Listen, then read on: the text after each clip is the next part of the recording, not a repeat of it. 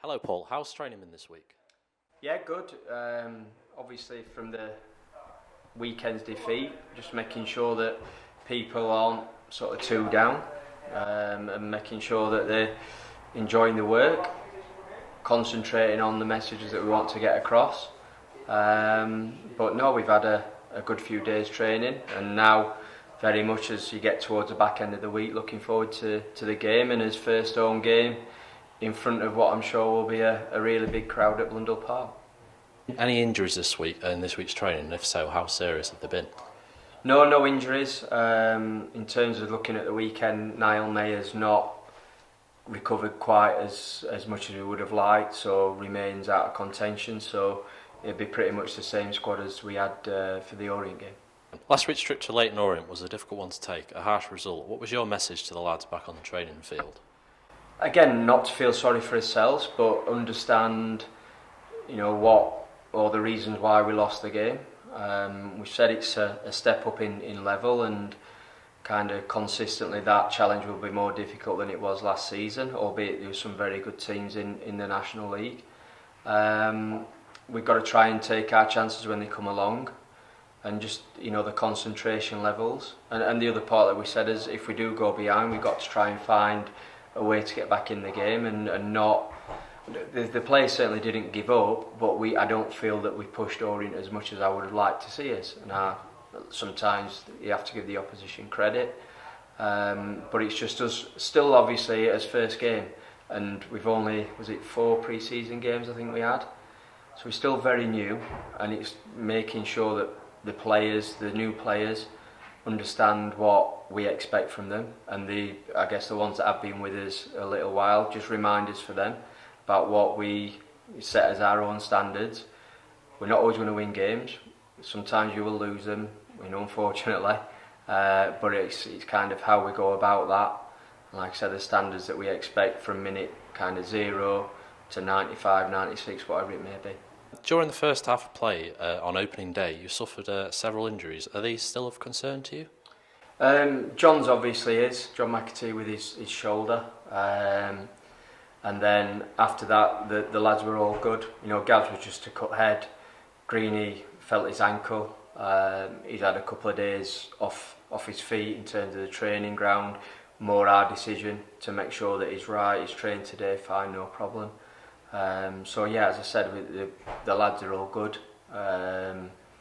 And have trained this weekend, and I think all looking forward to that first game. For some, it will be the first game they've had at Blundell Park, as in competitive game, in front of such a big crowd. Following the 2-0 defeat, many lads took to social media to state they would rectify the loss this weekend. You'll be hoping for 3 points, won't you? Of course, that's always the aim going into every game.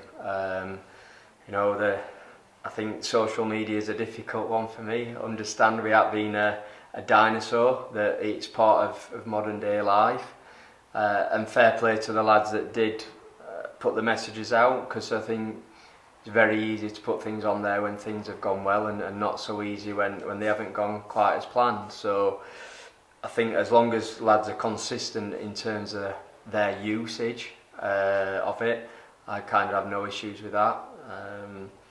I try and share my thoughts in terms of things like this, interviews, rather than on the social media platforms. But look, the plan is to try and win as many games as possible, and Northampton's the next one. But we are up against a team that were very, very close to getting automatic promotion last season. Unfortunately for them, missed out in the playoffs, and are one of the strong favourites to get promoted this season. So it's a really tough game for us, but I want us to try and do all we can to get the result that as big following will be craving, and it should make for a really good atmosphere and a very good game. So, from a broader perspective, what are your hopes for the season ahead? I think I said recently that I'm not going to put any position to finish or anything like that. The bigger thing for me is to try and help.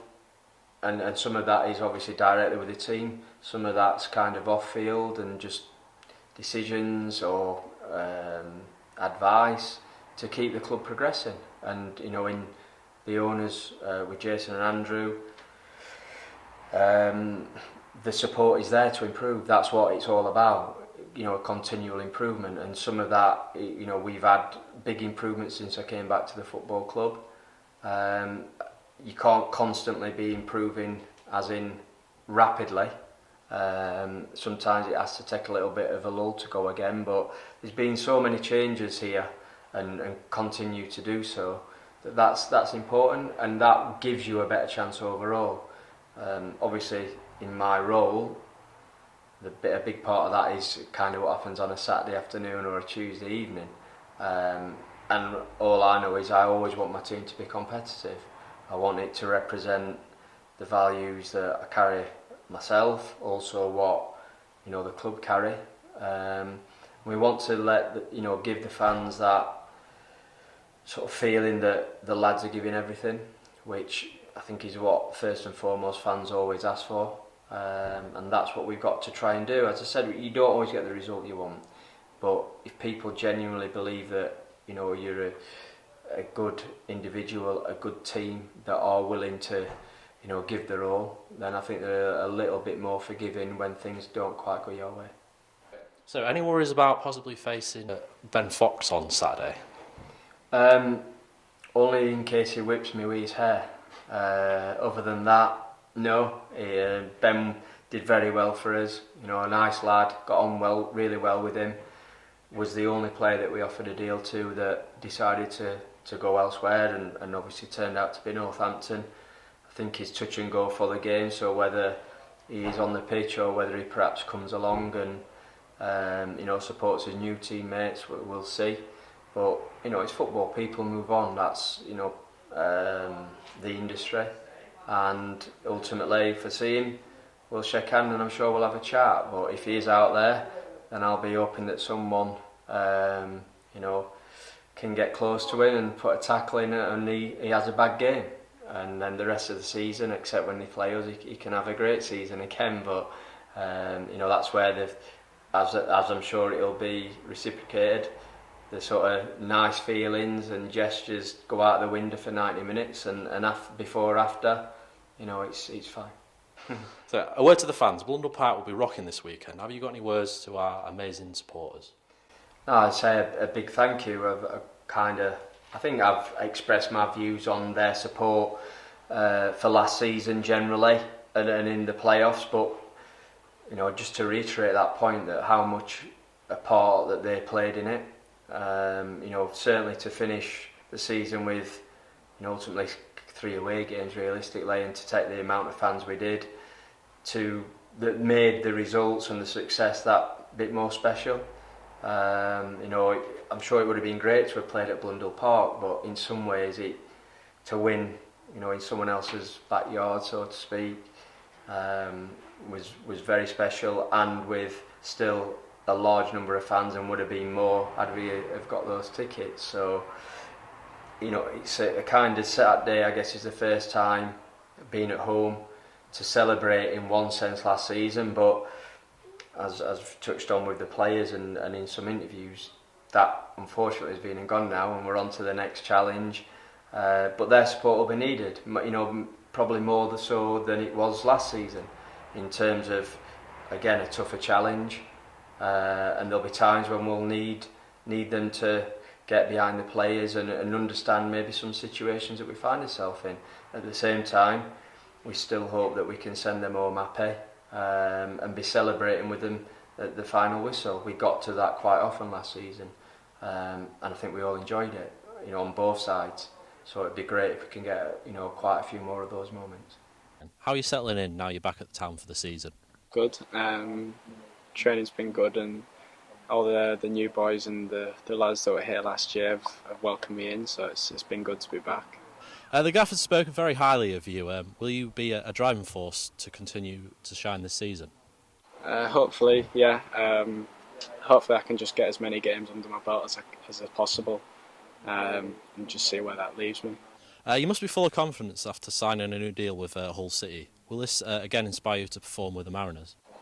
Yeah, definitely. I'm not going to try and get comfortable. I want to keep pushing on, keep pushing myself every day and every week. Yeah, that's the aim for me, to keep pushing and again see where that leaves me.